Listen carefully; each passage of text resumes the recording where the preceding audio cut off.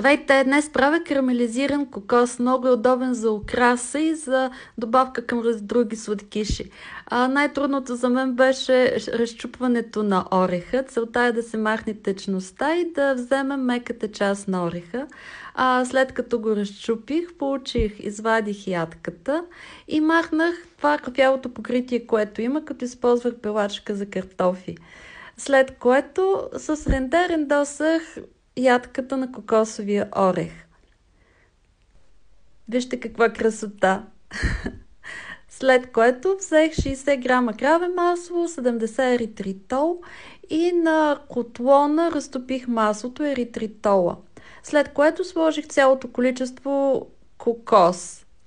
Целта е маслото да поеме целия кокос и да се запърши. Това е. Вкусно е. И удобно.